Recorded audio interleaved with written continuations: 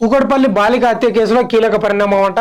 తెలంగాణ రాష్ట్రంలో సంచలనం సృష్టించిన కూకట్పల్లి మైనర్ బాలిక సహస్ర మర్డర్ కేసులో కీలక పురోగతి చోటు చేసుకుంది. ఒక అనుమానితుడిని పోలీసులు అదుపులోకి తీసుకుని విచారిస్తున్నారు. బాలిక ఉంటున్న బిల్డింగ్ లోనే అద్దెకు ఉంటున్న సంజయ్ అనే యువకుడిని అదుపులోకి తీసుకున్నారు పోలీసులు. బాలిక సహస్ర హత్య తర్వాత సంజయ్ అక్కడికక్కడే అనుమానాస్పదంగా తిరిగినట్లు పోలీసులు తెలిపారు. ఈ అనుమానంతో సంజయ్ ని అదుపులోకి తీసుకుని విచారణ చేపట్టినట్లు వెల్లడించారు. కూకట్పల్లి సంగీత నగర్ లో ఇంట్లో ఎవరు లేని సమయంలో ఒంటరిగా ఉన్న 11 ఏళ్ల బాలిక సహస్రాన్ని గుర్తు తెలియని వ్యక్తి దారుణంగా హత్య చేశాడు. బాలిక గొంతు కోసి ఆపై కడుపులో పొడిచి కిరాతకంగా చంపేశాడు. అయితే ఈ కేసు దర్యాప్తులో భాగంగా చుట్టుపక్కల ఉన్న వందల సీసీ కెమెరాల ఫుటేజ్ ను పోలీసులు పరిశీలించారు. దుండగుడు ఇంట్లో చొరబడి బాలికపై లైంగిక దాడికి పాల్పడేందుకు ప్రయత్నించి ఉంటాడని, తప్పించుకోవడానికి ప్రయత్నించిన బాలిక ప్రతిఘటించడంతోనే నిందితుడు ఈ దారుణానికి పాల్పడి ఉంటారని పోలీసులు అనుమానం వ్యక్తం చేస్తున్నారు. కన్ఫర్మ్ గాలే, అనుమానం వ్యక్తం చేస్తున్నారు. ఆ బాలికపై అత్యాచారానికి పాల్పడడానికి పోతే ఆ బాలిక ప్రతిఘటించడంతో ఎక్కడ చెప్తుందో ఏం కథనో అని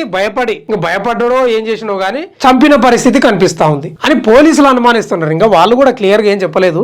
కామంతో కొట్టుమిట్టాడుతున్నారు. చాలా మంది కామంతో కొట్టుమిట్టాడుతున్నారు, ఎగిసిపడుతున్నారు. అలలు ఎగిసిపడ్డట్టు. చిన్న పిల్లలు లేదు, పెద్దోళ్ళు లేదు, ముసలోళ్ళు లేదు, ముడుగోళ్ళు లేదు. ఏం కథ, ఏం లక్షణం.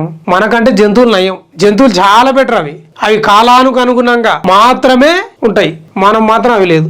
అట్లుంది కథ. ఏం చేస్తాం.